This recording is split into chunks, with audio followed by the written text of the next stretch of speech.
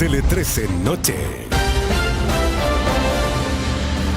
¿Cómo están? Muy buenas noches. Bienvenidos a las noticias, bienvenidos a Tele 13 Noche. Y hasta que salió humo blanco, la Comisión de Trabajo del Senado aprobó en general la reforma que permitirá elevar las pensiones. El gobierno logró un acuerdo con los partidos de Chile Vamos para aumentar la cotización y crear un seguro social. Los detalles en la siguiente nota. ¿Va a salir humo blanco? Esperemos que sí, quedan pocos minutitos para saberlo. A favor. ¿Estén preparados hoy para sacarle la foto al humo blanco? A favor. ¿Representan acuerdos transversales? Representan entendimientos. Veamos ahora cómo se traducen a favor. Se aprueba la idea de legislar.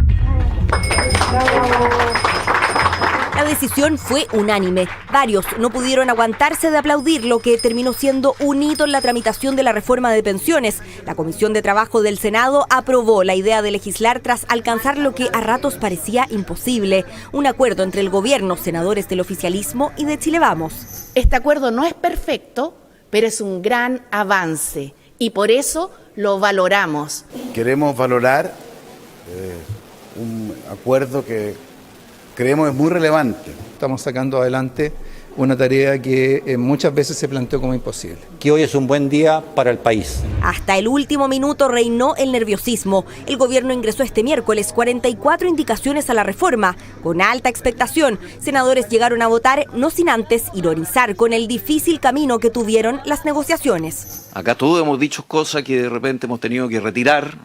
Ministra, ministro, senadores. Nunca voy a olvidar cuando me dijiste majadera, así que ya me quedé con eso, ¿eh? Pero lo entendí.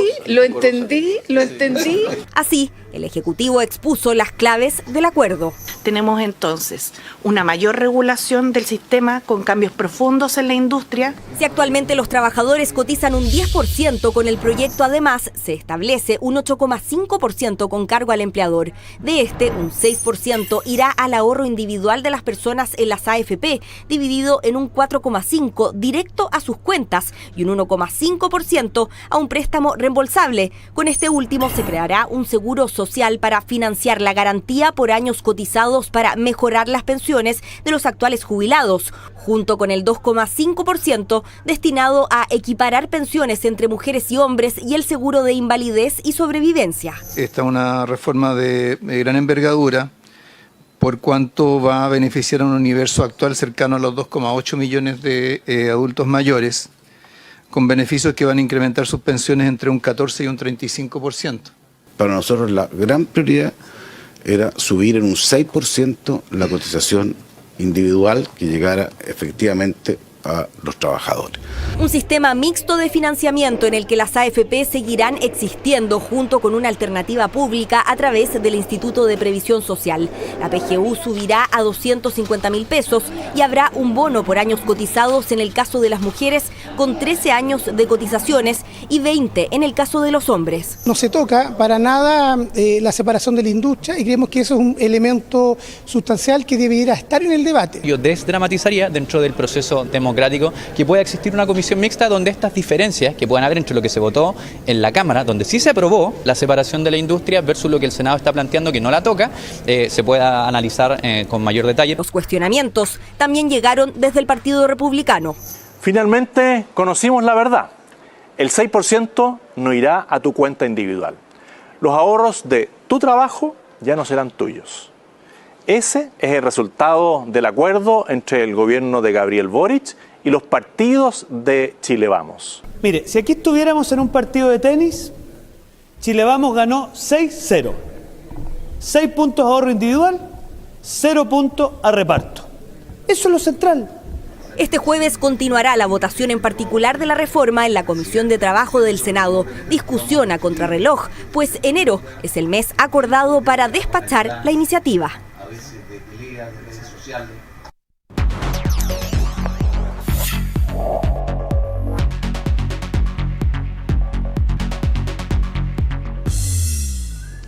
Conversamos esta noche con el diputado Johannes Kaiser. ¿Cómo está, diputado? Muy buenas noches, gracias por acompañarnos. Muy bien, gracias. Algo triste nomás por el resultado del día de hoy. ¿Por qué? Porque en primer lugar, no engañemos a la gente. Aquí va un 4% de las cotizaciones, va a reparto, va a un seguro social. El crédito que le entrega entonces el cotizante al Estado es un crédito que va a ser pagado probablemente con bonos Cora. Y para completar todo esto, aumenta la carga salarial en 8 puntos.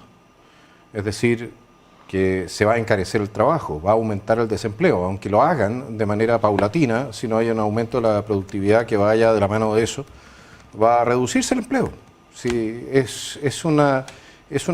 yo no creo que sea razonable lo que se ha hecho. Y lo otro, y tenerlo muy presente, este supuesto crédito de 1,5% creo que es al Estado, es un crédito forzado.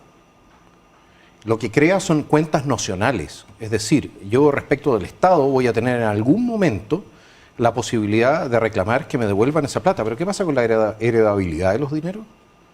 ¿Qué pasa qué va a pasar con ese dinero? Ese dinero se reparte de inmediato y a cambio a mí me dan un bono por. Y en 10 años o en 15 años más, cuando la gente que tiene ahora 40 años o 45 años vaya a jubilarse, vamos a tener que ver si el Estado de Chile tiene plata para pagarle.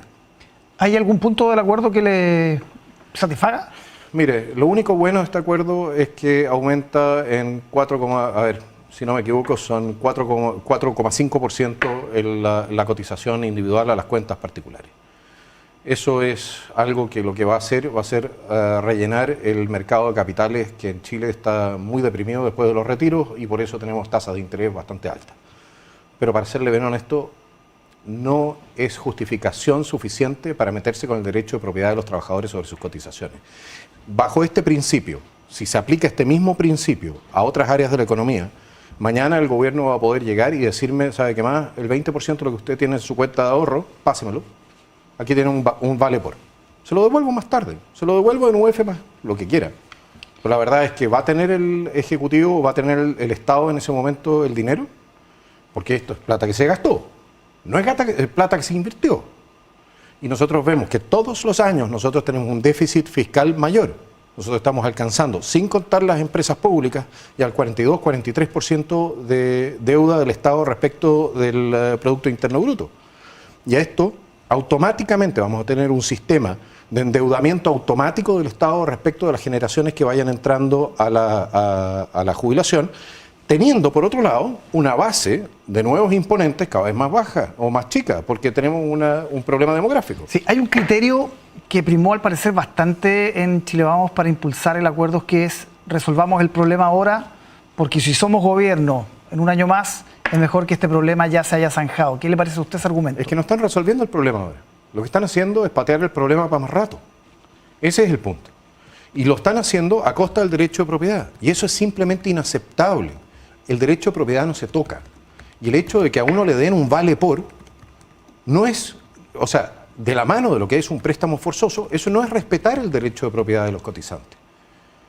A ver, yo sé que ya es complejo que uno obligue a alguien a mantener su dinero, que es la plata suya, en una cuenta de AFP donde va rentabilizando y que después puede retirar al momento de la jubilación. Pero esa plata es suya. Mucho más difícil es entonces cuando yo tengo un sistema que, manteniendo el sistema de capitalización individual en este momento, abre la puerta al sistema de reparto y que posteriormente probablemente sea tentación para ir aumentando cada vez más el traspaso de recursos de lo que son las cotizaciones a las cuentas individuales a lo que va a ser reparto, porque la demanda va a seguir aumentando.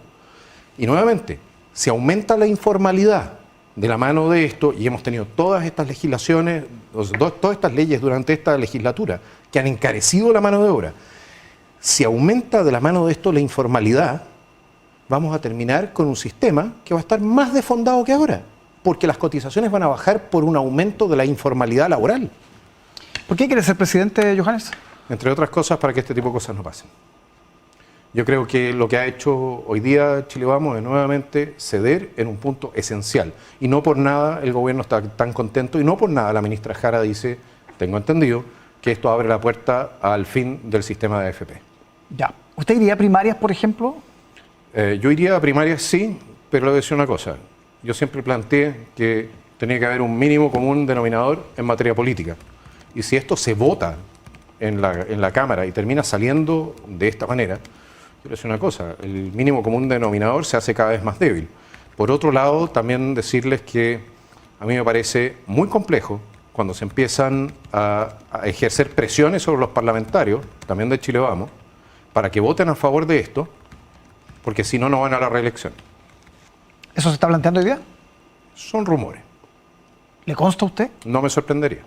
Con parlamentarios de Chile Vamos, que aprueben o no van a la reelección. Ese es el caso. Ya, pero a usted le consta, le escuchó, ¿cuál es la información que tiene? Lo he escuchado en el Congreso. Efectivamente que es ese uno de los argumentos que se está utilizando entonces para disciplinar a las bancadas. Porque le voy a decir una cosa, dentro de Chile Vamos hay muchos parlamentarios que entienden que esto es muy complejo y que lo que va a hacer en la práctica puede terminar siendo contraproducente.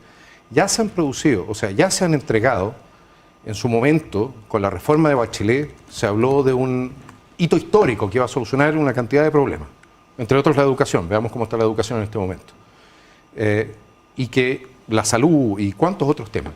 La verdad es que ese acuerdo fue malo, este acuerdo es malo, el acuerdo de entregar la Constitución fue malo. ¿Hasta cuándo con los malos acuerdos? Entonces, si se aprueba la reforma, ¿usted no iría a la primaria con Chile Vamos? ¿Eso lo entiendo? Tendría que considerarlo muy seriamente, sí. Ya. ¿Y con republicanos? ¿Iría a una primaria con Kast? Si es que él se abriera. Eso lo hemos planteado desde un principio, que también estaríamos abiertos a ir a una primaria con republicanos. ¿Qué lo diferencia a usted de Kast? ¿Qué me diferencia a mí de Kast? Bueno, él es más conservador, yo soy libertario, yo creo en el Estado mínimo, creo en el respeto irrestricto al proyecto de vida de las personas. Creo que el Estado no debiese decirle a la gente qué hacer en su cama, qué hacer con su billetera, cómo educar a sus hijos, qué tipo de valores transmitirle. El Estado no debiese el Estado es como un administrador de condominio, ¿de acuerdo? No debiese andarle diciendo a los vecinos qué es lo que tienen que hacer dentro de sus casas, mientras por lo demás están parados los ascensores, el sótano está inundado y las ratas corren por los pasillos.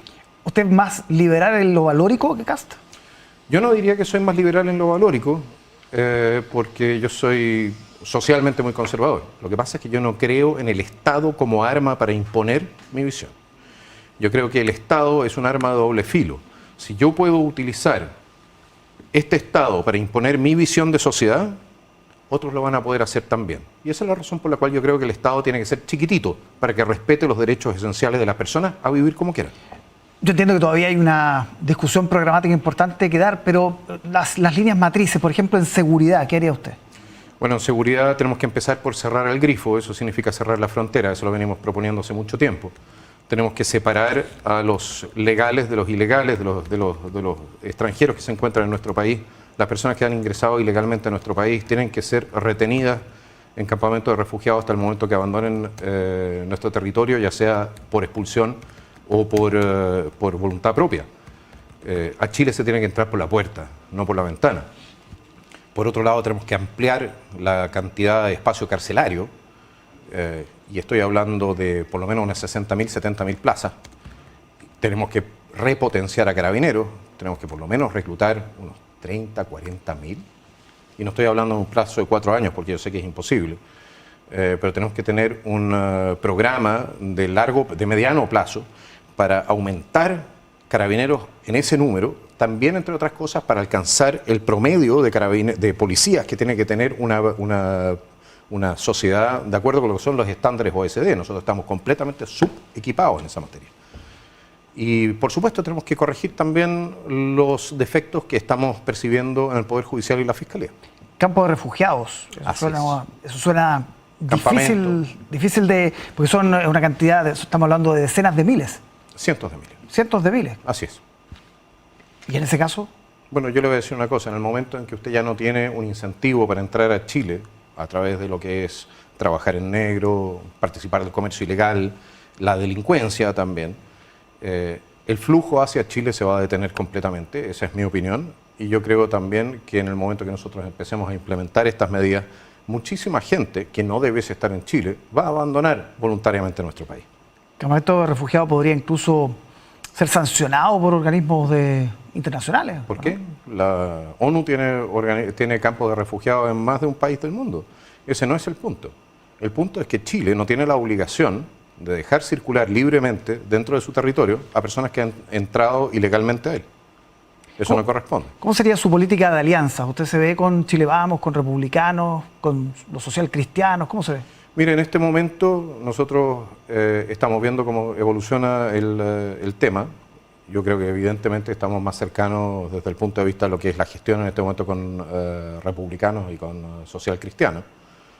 Pero en lo que se trata de avanzar políticas, por ejemplo, reducción de presupuesto y donde todavía se encuentre un acuerdo, vamos a conversar con todas las fuerzas políticas que estén dispuestas efectivamente a reconstruir la institucionalidad y también la economía de nuestro país.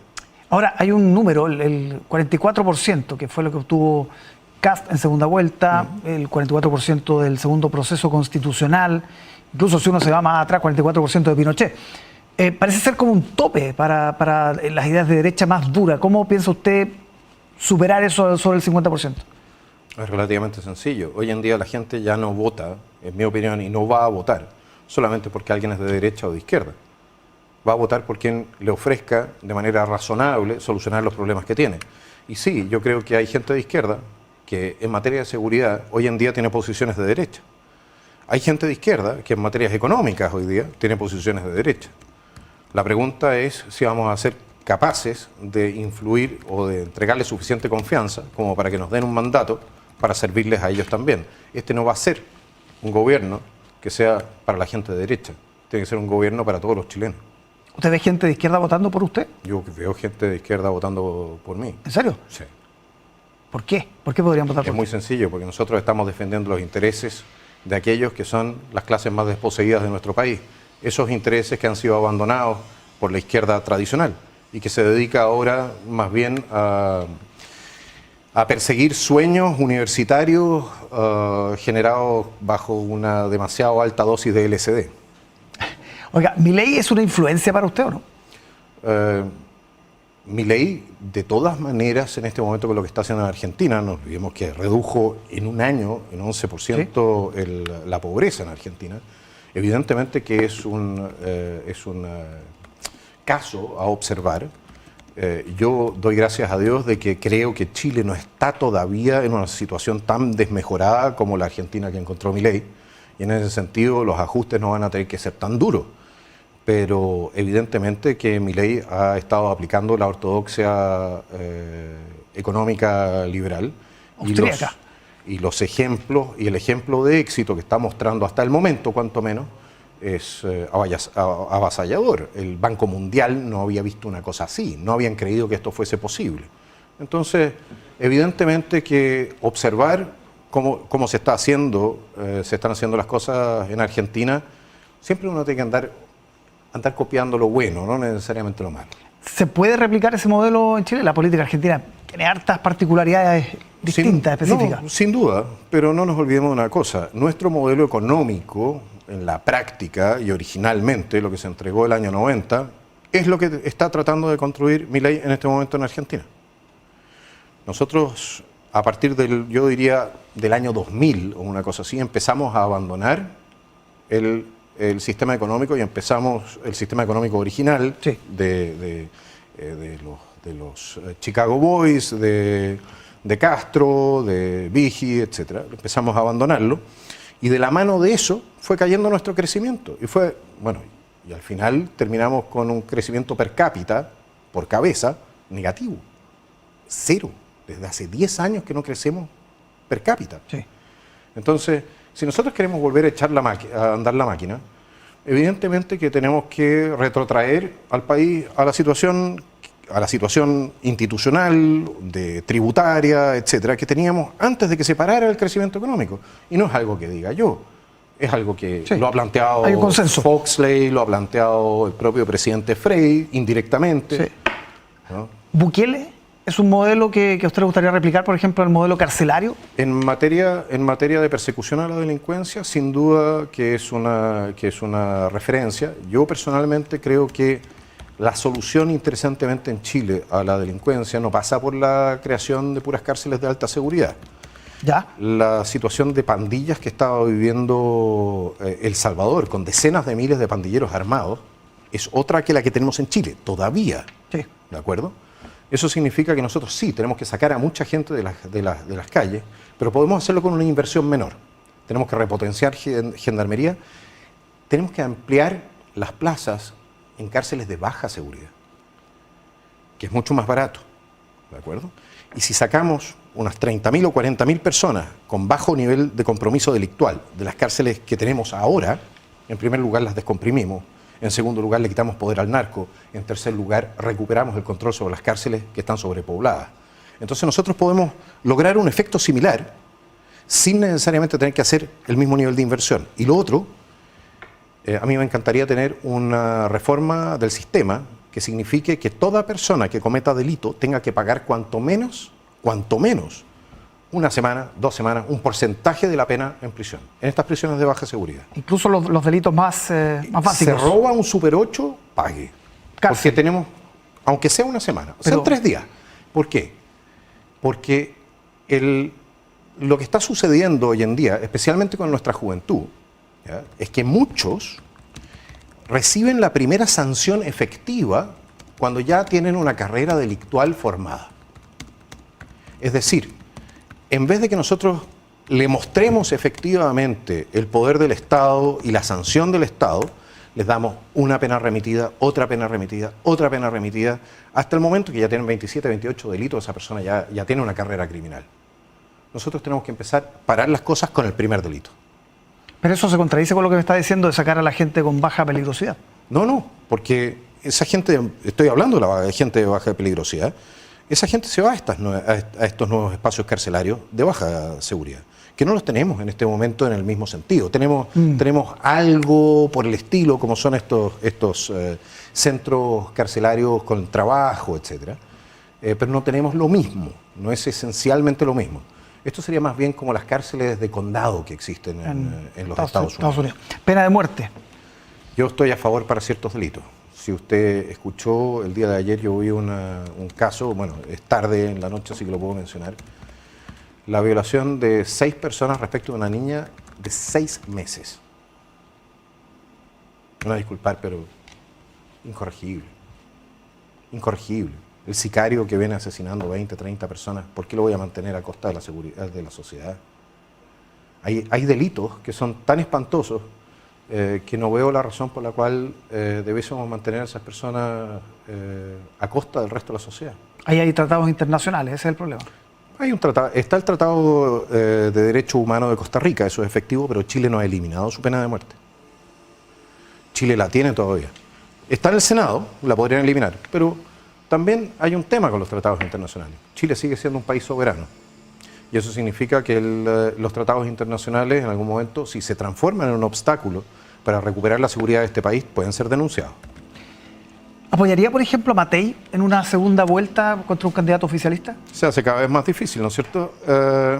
Tendría que entregar, yo ya lo dije, tiene que haber un espacio político común. Es decir, principios comunes que se defiendan de manera conjunta. Un proyecto político que sea respaldable. Pero si lo que vamos a recibir para el próximo gobierno, si es que la candidata Matei llega a la presidencia, ¿ya?, si lo que vamos a tener es una versión edulcorada de otro gobierno de Bachelet, la verdad es que ¿para qué? ¿Se ve de ministro de Matei, por ejemplo? No. En ningún Yo caso. no voy a entrar al gobierno. ¿Con Kast tampoco? No voy a entrar al gobierno. ¿A ningún gobierno? A ningún gobierno. Ya, solo como presidente si es que gana. De momento, solo de presidente si es que gana. Bien. La formación del partido entiendo que está bastante avanzada. Sí, nos ha ido bastante bien. Estamos muy agradecidos. Por lo demás, todavía nos falta un poquitito, así que ahí Aysén, Punta Arenas, Atacama, ya saben, un último esfuerzo. Y el resto del país, por supuesto, también. Y creo que vamos a poder dar buenas noticias en el curso de poco tiempo. Del verano, marzo. Sí. Ya, creo que ese sería el límite. ¿Eso le permitiría inscribirse, por ejemplo, en una candidatura presidencial sin buscar firmas? Eso es correcto. Y llevar candidatos parlamentarios en los distintos distritos. Sí. Lo cual nos permite entonces tener también otra palanca política para lo que sea el próximo gobierno, ya sea en el gobierno o en la oposición. ¿Qué significa la figura de Pinochet para usted? La figura de Pinochet, bueno, la persona que terminó tomando la decisión de terminar un gobierno como el de Maduro en Chile. Eso. ¿Y después? y después el que reconstruyó nuestra economía y nuestra institucionalidad y entregó el poder después de un plebiscito que había sido establecido en 1980. Si usted me quiere preguntar por el tema de las violaciones de derechos humanos, absolutamente condenable. Pero yo le voy a decir una cosa, hoy día yo estuve en la Comisión de Derechos Humanos y presenté mi proyecto de ley que faculta al Servicio Médico Legal para identificar de oficio los restos que se encuentran en su poder, para no tener que esperar que vengan los órdenes de los jueces que no han llegado en 20 años. La izquierda votó en contra. ¿Por qué cree usted? Mire, la verdad, no lo sé, no lo entiendo. No lo entiendo, porque entre otras cosas, el propio Instituto Nacional de Derechos Humanos había establecido en el libro del año pasado, creo que fue, que para lo que era el plan de búsqueda, lo lógico era empezar por identificar a las personas que ya estuviesen en el poder del Servicio Médico Legal. El gobierno en algún momento estaba abierto a esto. La verdad, ¿sabe? ¿Por qué no le preguntan a ellos por qué la reticencia a aprobar un proyecto que lo único que hacía era facultar al Servicio Médico Legal a identificar personas no identificadas que se encuentren en su poder de oficio? Y esto no solamente afecta al tema de los derechos humanos, afecta a tantas personas que hoy día mueren solas, no están identificadas y donde no llega nunca la orden del fiscal para identificar. Y que literalmente se apilan en el Servicio Médico Legal. Habría sido quitar un elemento de burocracia para poder empezar a avanzar en esta materia, y yo honestamente no entiendo. Y si voy a suponer, tendría que suponer malas intenciones. Y eso sería terrible para la historia reciente de nuestro país, que existan malas intenciones en esta materia. Luego, una precisión, usted dice, Pinochet fue quien sacó del poder una figura que era como Maduro. Allende, un gobierno como el de Maduro. Ya, Allende y Maduro hay hartas diferencias. ¿Sí? Sí, pues. ¿En serio? ¿Cuál sería? Allende duró 3 años, no alcanzó a terminar su mandato. Maduro probablemente, si lo hubiesen sacado los 3 años, o a Chávez en su momento cuando le hicieron el golpe de Estado, probablemente Venezuela sería ahora una democracia y no tendríamos el desastre humanitario que ha significado que 7 millones de venezolanos hayan abandonado ese país. No nos equivoquemos, porque el Partido Comunista, que es uno de los más férreos defensores del gobierno de Maduro, fue también el partido eje, o uno de los partidos ejes de la Unidad Popular. Y la Unidad Popular tenía guerrillas, tenían los aparatos armados, los partidos, habían arsenales incluso en la propia moneda. Estábamos relacionados con el who is who, con el quién es quién de los regímenes totalitarios a nivel internacional. Aquí se paseaban los cubanos como querían. Mire, la destrucción de la institucionalidad nacional no empezó el 11 de septiembre de 1973 y de hecho la declaración del Congreso de Chile, agosto de 1973, llamaba a las Fuerzas Armadas a restaurar el orden constitucional. Esa declaración, el año pasado, cuando se cumplieron los 50 años, fue ratificada por el Congreso de Chile. Sí, ahora hay diferencias también, Allende no intentó, digamos, desconocer elecciones, hay un montón de diferencias, pero... Bueno, a ver, ¿en serio? Nosotros tenemos el caso, la Universidad de Chile por lo demás inició una investigación respecto de las elecciones de marzo de 1973, donde murieron, o sea, no murieron, donde votaron hasta los muertos. El propio general Prats, que era ministro del Interior, declaró en esa época que los padrones electorales estaban completamente vencidos, que ya no podían ser utilizados porque habían sido, ¿cómo se dice esto? Habían sido permeados, habían sido destruidos a través de meter gente que no debía estar en ellos. Eso son declaraciones del general Prats. Entonces, ¿cómo se supone que se va a entender todo esto? Y por lo demás, si usted cree en el régimen democrático, ¿por qué arma a los aparatos armados de sus partidos? ¿Qué país democrático tiene partidos políticos armados? Yo no lo conozco mucho. Bien. Diputado Johannes Kaiser, muchísimas gracias por acompañarnos aquí en Tele 13 Noche. Muchísimas gracias a usted por la invitación. Que esté muy bien. Buenas noches. Hacemos una pausa y hay más Tele 13 Noche al regreso, no se vayan.